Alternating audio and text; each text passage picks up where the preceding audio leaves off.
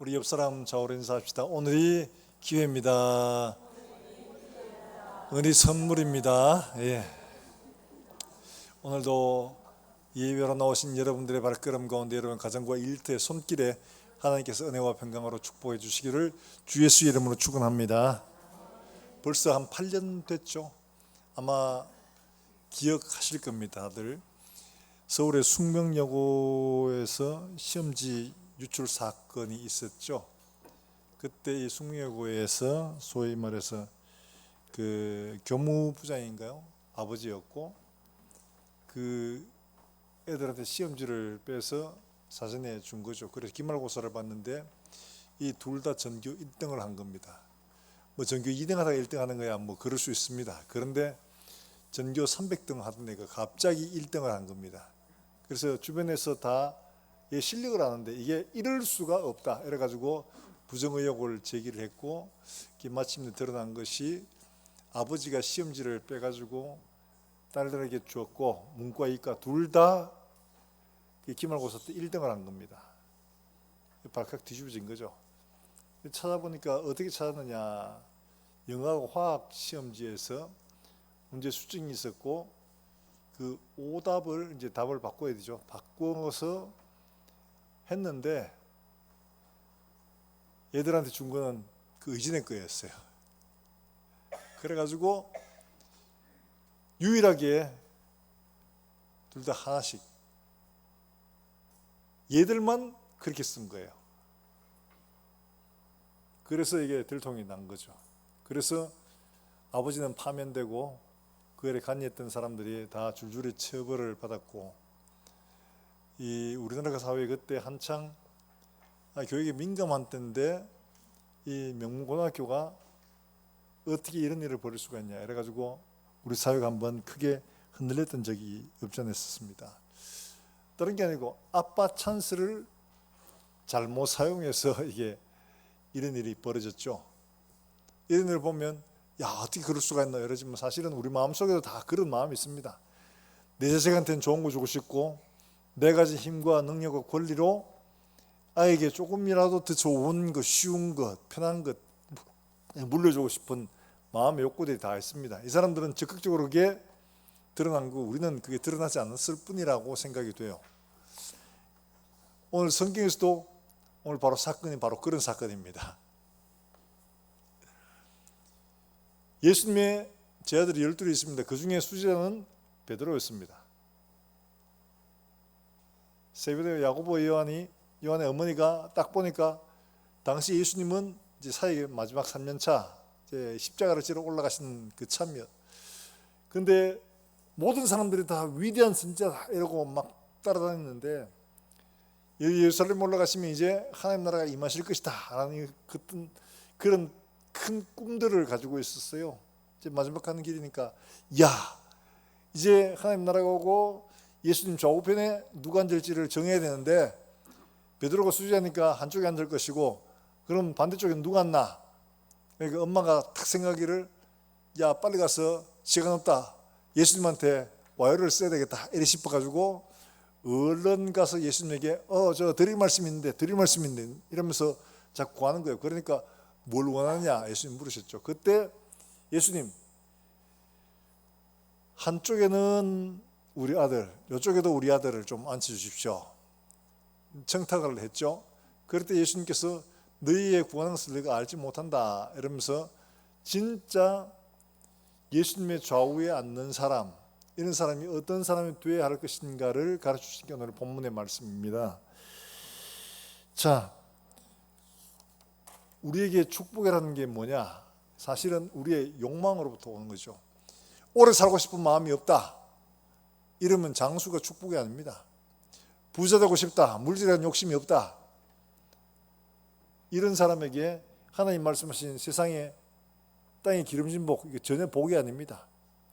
영적인 복에 대한 관심이 하나도 없다 이런 사람에게 천국 복음은 전혀 복음이 되지 않습니다.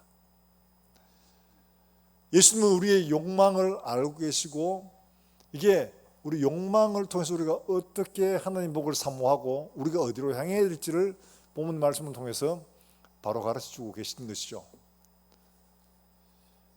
이 예수님의 제자들 중에 세베대와 야고보, 요한 엄마가 예수님께 나와서 청탁하고 있는 내용, 그 일들을 보면 우리하고 별반 정서가 다르지 않습니다. 아마 우리라도 그랬을 것 같아요.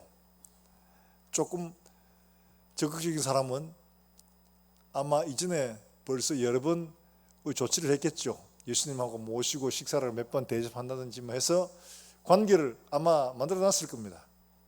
그리고 때가 되니까 이제 지금이 찬스다 그래가지고 그 기회를 놓치지 않고 예수님께 찾아가서 저 시기 그것이 이러니까 예수님이 뭐 보고 싶은 거 있냐 물으니까 그의 속마음을 드러내죠. 하나는 이쪽에 하나는 저쪽에 여러 좀 앉아주십시오. 베드로는 빼고라는 말은 없지만 양쪽 앉으면 베드로 갈 데가 없잖아요. 베드로 빼달라는 이야기죠. 그렇게 청탁을 한 겁니다. 그때 이 이야기를 통해서 우리에게 가르치시는 말씀이 있습니다. 먼저는 여러분 22절 말씀에 그 말씀을 아시죠? 같이 한번 읽어볼까요? 22절입니다. 같이 한번 읽어봅니다. 22절의 말씀 같이 읽습니다. 시작. 대답하여 이르시되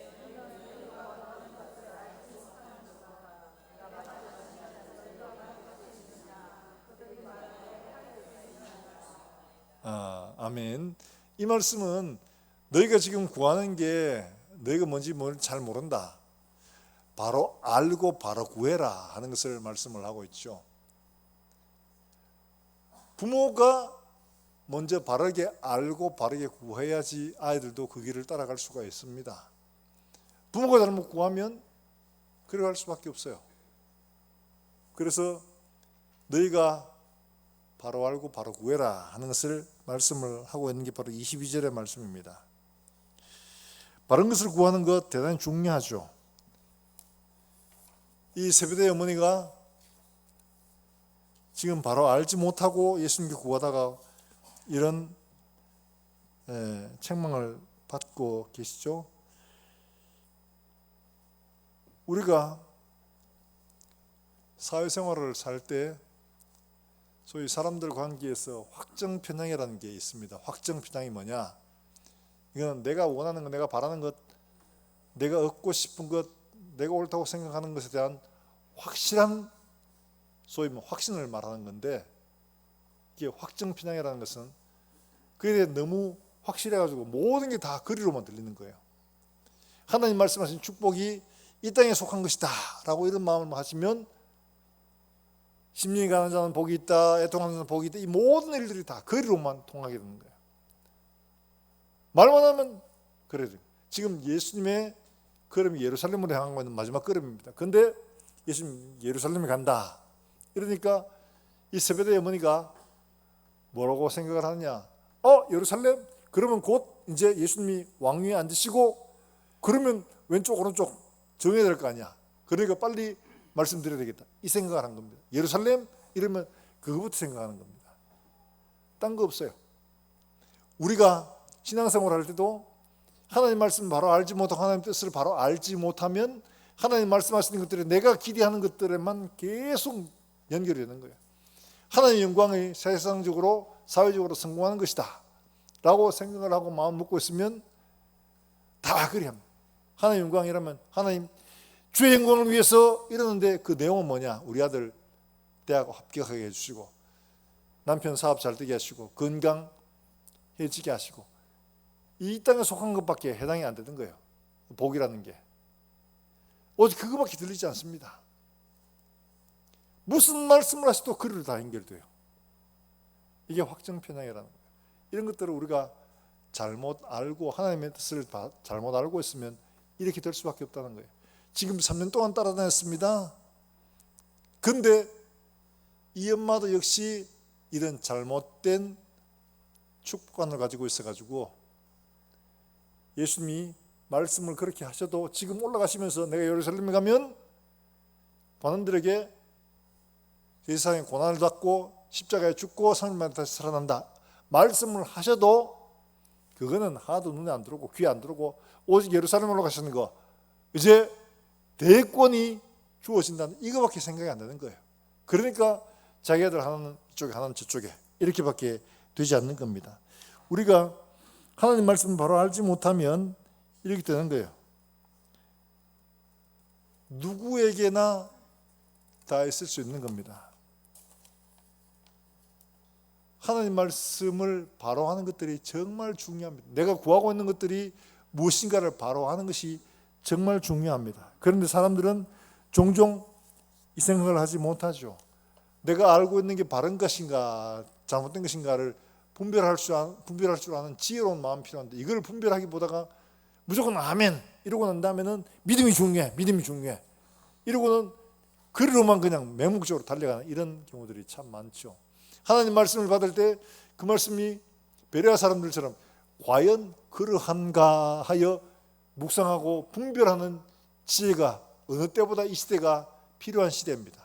왜 그러니까 지금 너무 혼란스러운 상황들이 너무 많다 보니까 뭐가 암까마귀인지 뭐가 쑥까마귀인지를 구별하기가 너무 힘들어요. 그러다 보니까 아무데나 그냥 아멘 하고 머리 뒤밀고 하다 보면 잘못된 길로 갈 수밖에 없습니다. 올바른 말씀을 분별하는 게 필요합니다. 성경에 좌우가 어디 있어요? 라고 생각을 하죠. 그런데 성경은 그걸 이야기합니다. 놀랍게 율법을 주실 때 율법 말씀을 지켜라. 그러고는 좌로나 우로나 치우치지 말고, 이게 뭐예요? 이게 벌써 하나님 말씀을 보는데도 좌우 갈라진다는 거예요. 이거를 바른 말씀 바른 뜻으로 분별할 줄 아는 지혜가 없다 보면 왼쪽으로 오른쪽으로 가는 거예요. 신학도 역시 마찬가지로 그렇습니다. 70년대 80년대를 지나면서 소위 말해서 자유주의 신학 가운데서 특히 해방신학, 예수님이 복음은 자유로 주는 거다, 모든 사람은 자유롭게 평등하게, 그래가 남미 쪽에 이런 해방신학이 유행을 해가지고 복음이 전혀 엉뚱한 데로 간 그런 일들도 있었습니다. 또 반대로 너무 극우로 간 그런 경우도 없지 않아 있죠. 하나님 말씀은 고지고대로 무조건 그대로만 따라야 돼. 성경에 있는 대로. 그건 좋은데 이 말씀을 바로 해석 못하고 엉뚱한 길로 가다가 잘못된 길로 가는 경우가 참 많죠.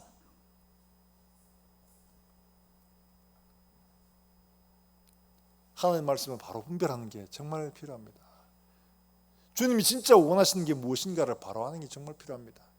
세베대의 어머니 같은 경우에는 이 아들들 그리고 예수님을 따라다니면서 같이 마음에 3년 동안은 들었어요. 그런데 분별을 못한 겁니다. 그러니까 예루살렘이라면 이제 드디어 우리 아들도 예수님께 요한이 사랑을 받고 있으니까 하나는 이쪽에 앉을 수 있겠구나. 그러면 나머지 하나는 자만 떨어지면 그러니까 자도 이쪽에 앉아둘러야지. 그 베드로는 빼고, 이런 마음을 딱 품게 되는 겁니다. 주님이 원하시는 게 무엇인가에 관심이 없습니다. 내가 원하는 것이 곧 주님이 원하시는 것이더라고. 이게 확정 편향인 거예요. 하나님 말씀을 있는 그대로 보고 말씀으로 말씀을 해석하고 말씀으로 말씀을 증거해서 그 말씀을 정확히 알고 그 뜻을 따라가는 게 정말 중요한 겁니다. 우리가 원하는 것이 무엇인가 살펴보는 게 필요하죠. 여러분 기도도 그래요. 여러분 기도하면 기도를 뭐라고 말합니까? 하나님과의 대화라고 이야기합니다. 그렇죠? 그런데 하나님과의 대화라고 말하는데 우리는 와서 하나님 앞에 일방적으로 뭐 하죠? 구하기만 하죠. 그래 딱 앉아가지고 하나님 아버지 감사합니다 이러고는 계속해서 따발통처럼 계속 하나님 앞에 구하기만 합니다.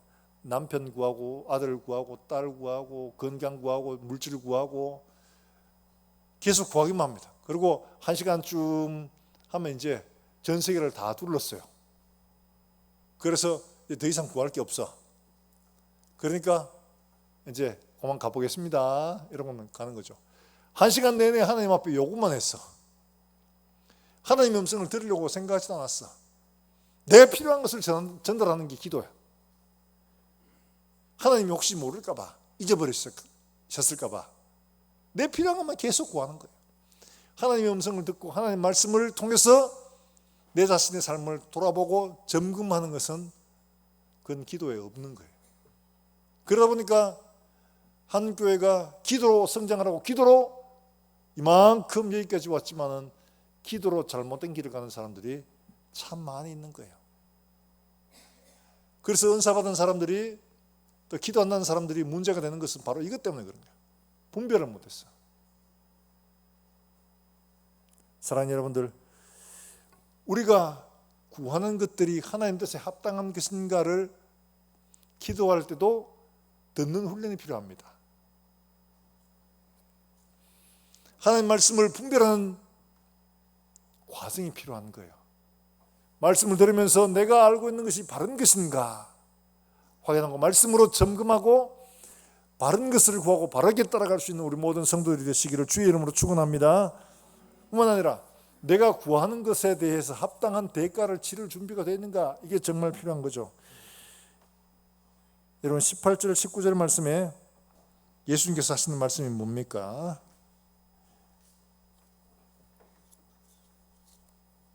18절과 19절 말씀 우리 같이 한번 볼까요? 같이 한번 봅니다. 시작.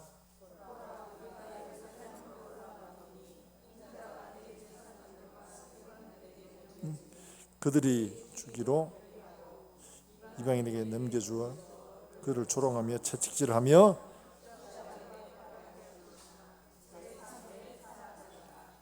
지금 예수님이 이야기하고 있는데 예수님이 가는 길들, 영광을 얻으시는 그 길이 이런 고난과 죽음을 통해서 얻게 되는 것을 말씀하고 있는데 제 아들은 세베대 어머니는 그걸 원하지 않습니다. 이걸 얘기하는데 내가 마시는 잔을 너희도 마실 수 있느냐? 이 말은 십자가 이렇게 질 수 있느냐? 이 말이거든. 근데 이들은 그게 뭔지도 생각 못하고 아예 할 수 있습니다 이러는 거예요. 우리가 그리스도를 따라가는 일들이 이와 같을 때가 없지 않아 있습니다. 예수 믿는 건 뭐 믿으면 되지 그냥. 하나님 은혜 좋은 거 아니야? 하나님 은혜는 무조건 우리를 용서하시고 사랑하시고 이런 거 아니야? 그게 값싼 은혜라고 이야기합니다. 값싼 은혜.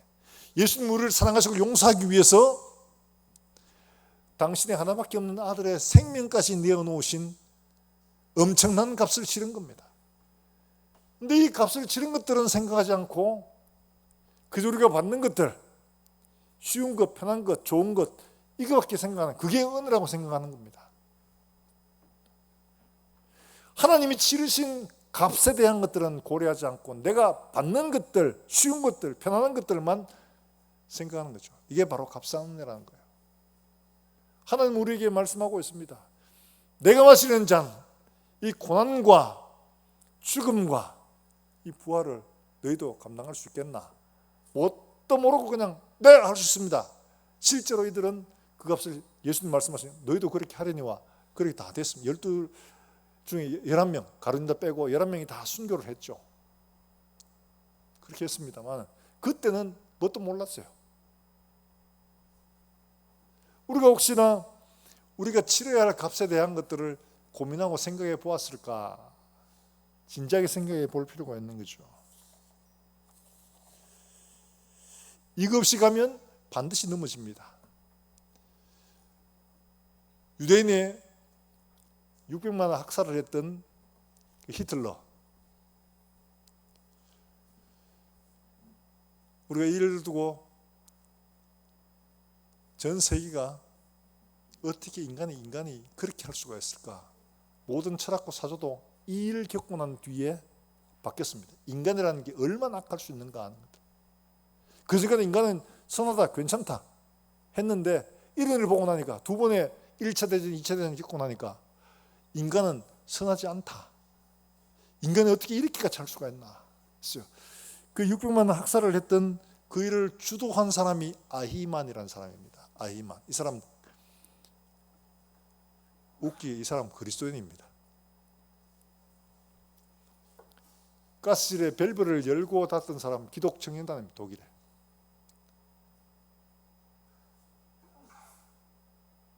왜 그랬냐? 유대인 예수님을 죽인 사람들 아니야. 그것들은 싹 쓸어버려야 돼. 이게 극우 극좌 하는 바로 거기 길림.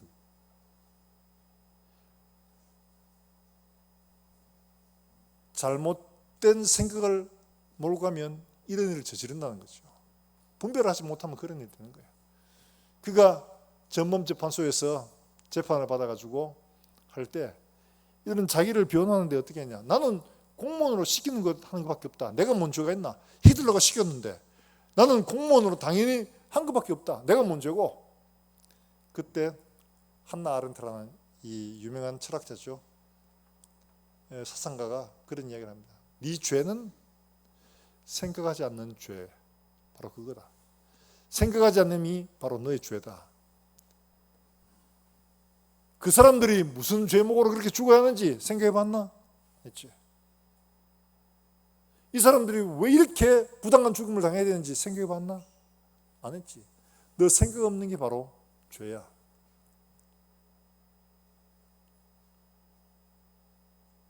우린 다르냐? 다르지 않습니다. 그리스도를 따라가노라 하면서도 우리가 치러야 할 값을 생각하지 않으니 이게 문제라는 겁니다. 왜 그러냐? 예수님께서 분명히 말씀을 하고 있거든요. 뭐라고 말씀하고 있느냐? 누가복음 14장 28절에서 예수님께서 망대를 세운 자의 비유를 하시면서 이렇게 말씀하셨습니다. 같이 한번 읽어볼까요? 같이 읽습니다. 시작.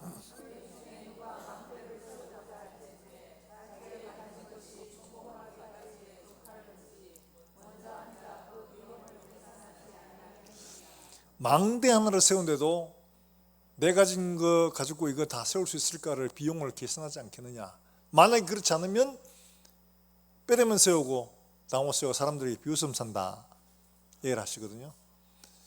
예수 믿는 것도 마찬가지라는 거예요. 예수 믿는데 우리가 치러야 할 값이 무엇인가를 생각하지 않고 무조건 은혜 하나님 다 이렇게만 생각하면 그거는 믿음의 결국 집을 완성하지 못한다. 주님 말씀하고 있는 거거든요. 십자가를 지고 내가 간다. 이 길이다. 앉아서 계산해 봤나? 이걸 갈 수 있겠나? 우리에게 묻는 질문이십니다. 다 그냥 예수 믿으면 구원받는다고 하니까 그냥 예수 믿습니다 했는데 그 예수 믿는 것이 어떤 값을 치러야 하는지를 생각을 안 하는 겁니다. 믿기만 하면 된다고 했잖아. 믿기만 하면 된다고 했잖아. 이러고는 믿는 겁니다. 그 믿음은 행동으로 드러나지 않으면 그 믿음은 헛것이라고 야고보가 분명히 말했죠. 그 믿음이 무엇까지 예수님과 같이 값을 치를 수 있는 거죠. 예수님께서 그래서 말했죠. 누구든지 나를 따라오거든 자기 뭐를 지고 십자가를 지고 나를 쫓으라. 이것이 없이는 아무도 나를 따라오지 못한다. 자기 십자가를 지고 나를 쫓으라. 주님 말씀하셨는데 우리는 십자가는 예수님이 대신 지시는 거잖아요. 우리가 지는 거 아니잖아요. 그런데 예수님은 그렇게 말씀하지 않습니다. 자기 십자가를 지고 가라. 예수님 십자가는 뭐였어요? 모든 인류의 죄를 대신 지시는 것이 그의 십자가였습니다. 그럼 우리의 십자가는 뭐냐? 우리가 많은 사람들의 죄를 대신해 갈 수는 없는 겁니다. 우리 주변에 있는 사람들의 구원을 위해서 우리가 감당해야 될 몫이 있다는 것이요. 그 한 영혼을 구원하기 위해서 감당해야 될 몫, 그게 심지어 죽음을, 생명을 요구할 수도 있다는 것이죠. 바로 주님 우리에게 말씀하시는 게 바로 그겁니다. 예수 믿어가 편안한 삶, 사회적으로 성공하는 삶을 얻고자 하는 게 아니라 영원한 생명, 영원한 것, 그걸 얻는데, 자 그럼 봐라. 영원한 것을 얻는데 영원하지 않는 것을 드린다면 그것이 둘이 형평이 맞나? 안 맞죠. 그런데 예수님은 형평이 안 맞는데도 불구하고 영원한 것을 위해 영원하지 않는 것을 드리는 그것으로 영원한 것을 주시는 게 이게 은혜라는 겁니다. 내가 드리는 희생, 헌신, 봉사, 섬김이 영원을 얻는 데는 아무런 도움이 되지 않는데도 불구하고 하나님은 그걸 인정해 주시겠다는 거죠. 이게 은혜라는 겁니다. 아무런 값을 치르지도 않고 대충 살아내는데도 불구하고 증거하는 게 아니라는 거예요. 분명히 치를 수 있는 값이 있다는 것을 말씀을 하고 있습니다. 사랑하는 여러분들, 우리에게 분명히 치러야 할 값이 있음을 기억하고 말씀을 듣고 우리가 치러야 할 것을 치를 수 있는 종들이 될 수 있기를 주의 이름으로 축원합니다.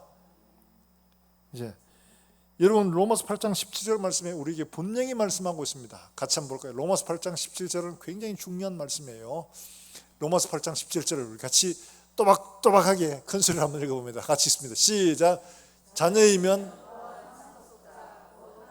상속자요 그리스도와 함께한 상속자니 우리가 그와 함께 고난도. 자, 로마서 8장 17절에서 우리는 누구라고 합니까? 상속자라는 거예요. 하나님 나라를 기업으로 받을 상속자, 어마어마한 영원한 것을 받는 상속자라는 겁니다. 예수님이 가지신 모든 것들을 다 그대로 받을 수 있는, 예수님이 받으셨던 것들을 그대로 우리가 받는 상속자라는 겁니다. 예수님과 함께한 상속자. 그런데 자녀이면 상속자인데 이걸 상속하기 위하여, 그 영광을 상속하기 위하여 고난도 함께 상속해야 된다. 고난은 빼고 상속해야 돼. 고난은 상속하는 게 아니지 않습니까? 하는데 고난도 상속이라고 분명히 주님 말씀하고 있습니다. 달리 말하면 우리가 치러야 할 값을 치르지 않는 것이 은혜가 아니라 우리의 치러야 할 값을 치르는데 우리가 치를 수 있는 것들은 우리가 얻을 것들과 비교할 수조차 없는 것들이라는 거예요.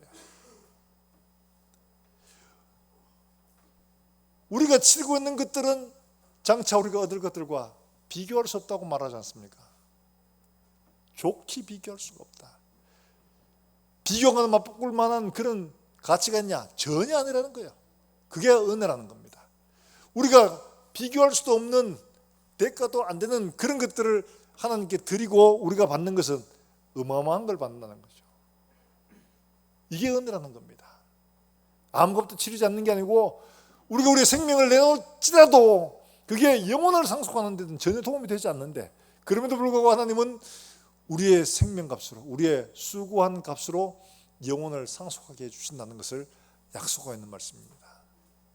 사랑하는 여러분들, 우리가 치르고 있는 것이 주님이 말씀하신 주님을 따라가는 십자가인지 아니면 나의 편안하고 쉬운 삶, 내 것을 내려놓지 못하는 삶인지 냉정하게 판단해 봐야 됩니다. 주님 분명히 말씀하고 있습니다. 내가 그때 말하지 않았냐? 내가 그때 보여주지 않았냐? 너 그렇게 읽지 않았냐? 말씀하시면 그때는 할 말이 없죠.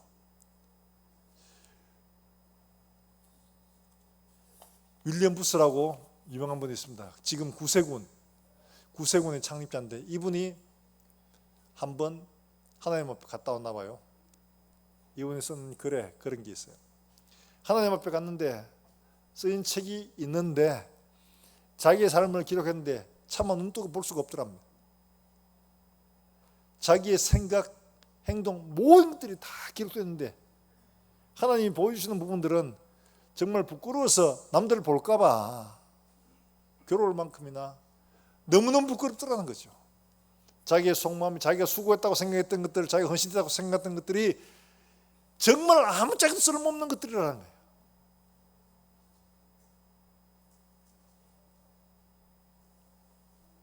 그래서 그분이 이야기합니다. 우리가 하나님 앞에 드리는 것들은 아무것도 아니다. 그런데 하나님은 우리에게 우리가 드리는 것들에 비해서 비교할 수 없을 만큼 놀라운 것들을 주신다. 이게 바로 하나님의 은혜다.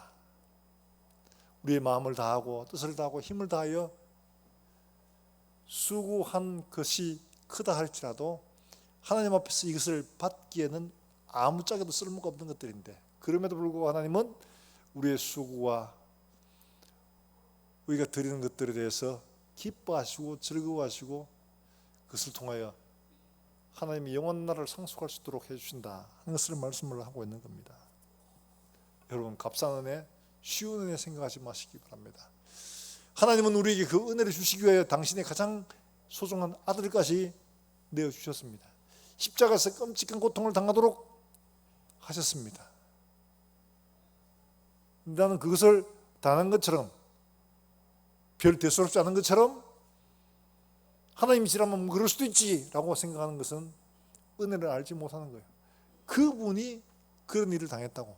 나 때문에. 있을 수 없는 일. 그리고 내가 드리는 어떤 것도 하나님 앞에 합당한 것이 되지 못하는 거죠. 이게 바로 은혜의식이라는 거예요. 내가 다 드리고 내 생명까지 드려도 영생에 비하면 아무것도 안 되는 겁니다. 사랑하는 여러분들, 우리가 하나님 앞에서 이렇게 하나님 앞에 은혜로 받은 것들을 기쁨을 드리는 우리 모두가 되기를 주 예수의 이름으로 축복합니다.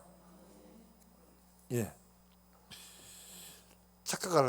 착각할까 봐 하나님이 미리 한마디 해주셨어요. 갈라디아 6장 있는 말씀 한번 볼까요? 갈라디아 6장 7절 말씀이에요. 같이 한번 읽어봅니다. 시작.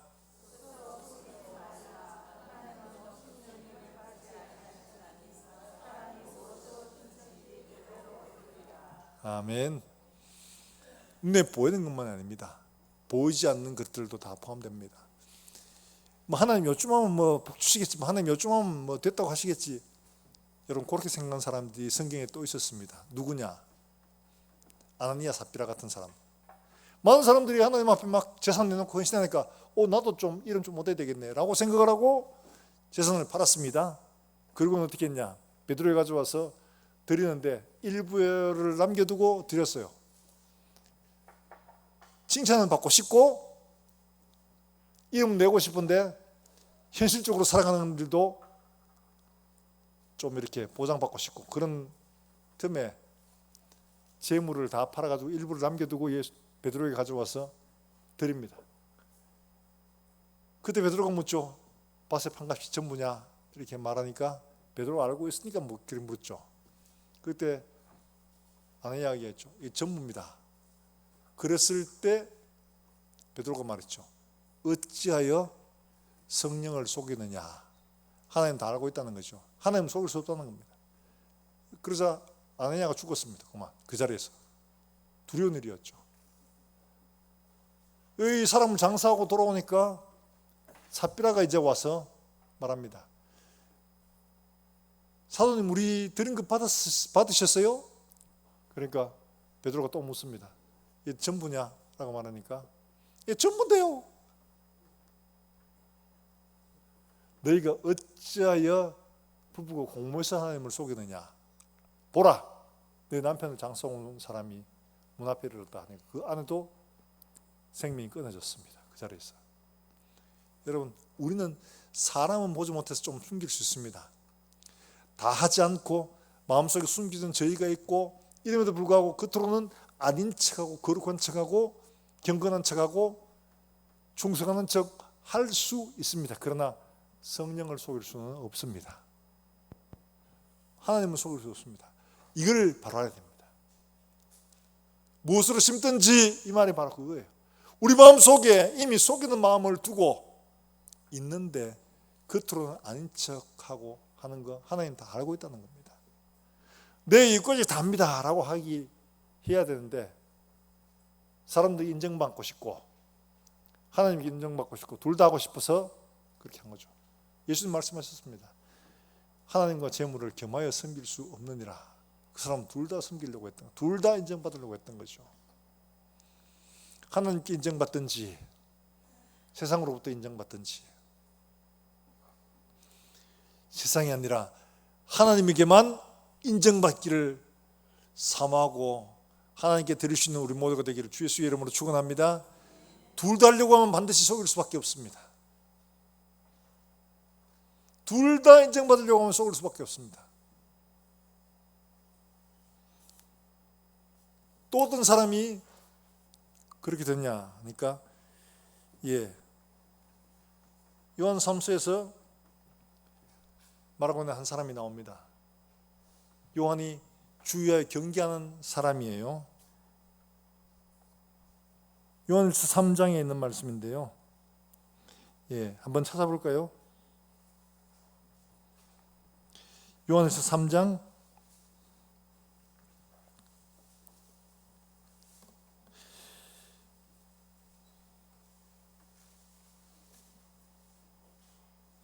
9절 말씀 한번 9절 말씀부터 한번 봅니다. 같이 읽습니다. 시작.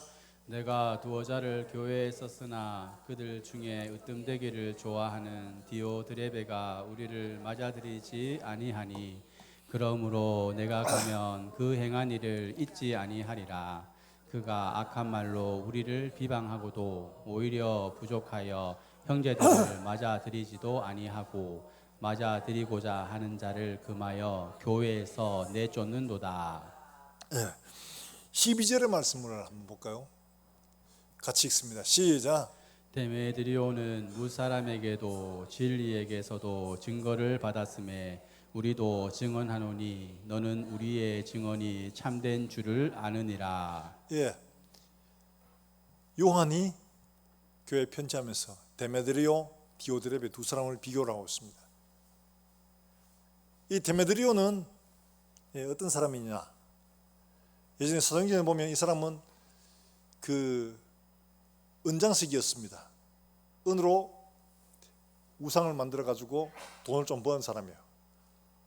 이런 사람인데 이 사람이 신실하게 그리스도인으로 거듭나서 바울과 그의 동역자들 교회에 큰 소위 말해서 후원자가 되죠.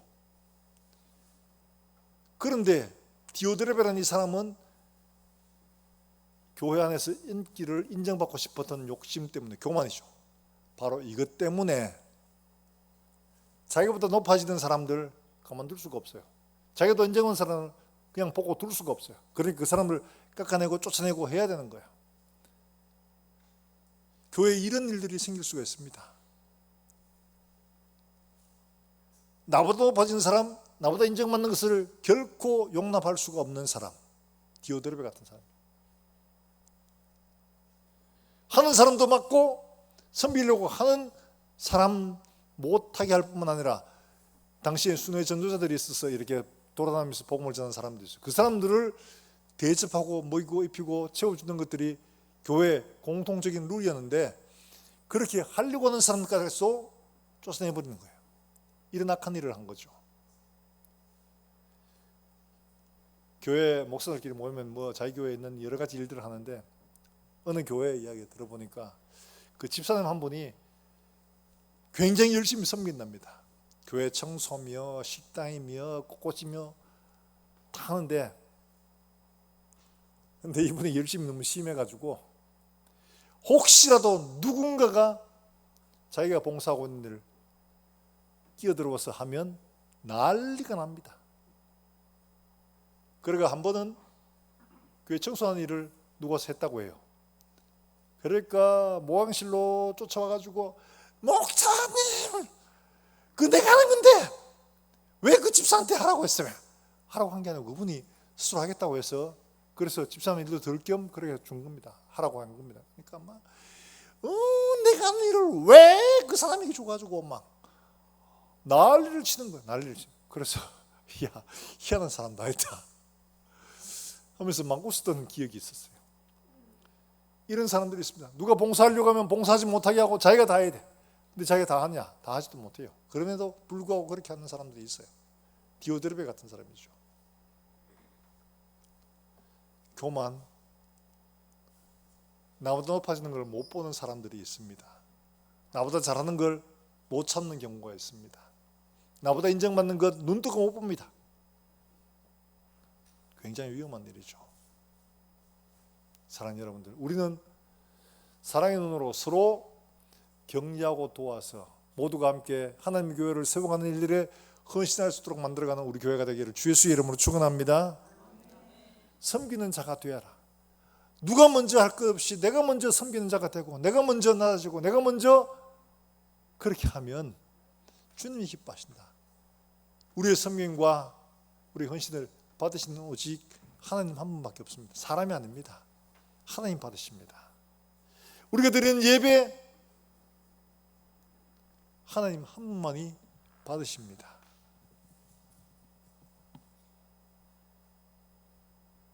우리가 드리는 매 순간순간 우리의 마음을 하나님 앞에 드리고 찬송도 마음으로 하나님 앞에 드리고 물질도 하나님 앞에 드리고 작더라도 크더라도 상관없이 하나님 내게 주신 것들을 너무 감사해서 내가 하나님 앞에 떼어왔습니다. 드리는 거예요. 우리의 마음을 하나님 앞에 전적으로 꿇어앉히는 겁니다. 집중하는 겁니다. 하나님께. 그게 바로 예배의 자리. 우리의 봉사도 헌신도 섬김도 바로 그렇게 하나님을 향해 있어야 되는 거죠. 그게 합당한 자리. 합당한 자리.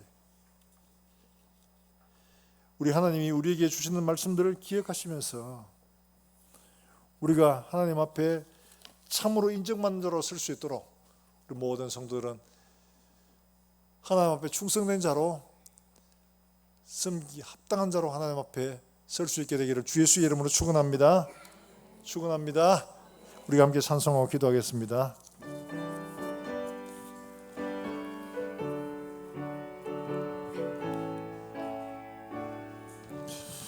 그 크신 하나님의 사랑 말로 다 영영 못하네.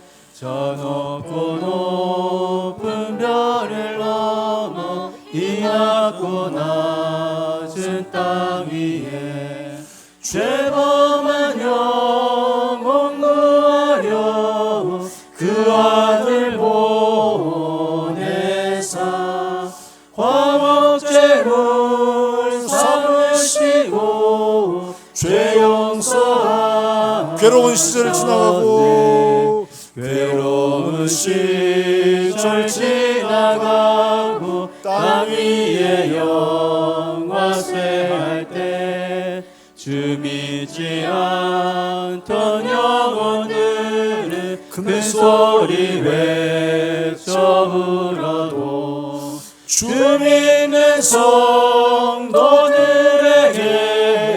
그 사랑 베푸사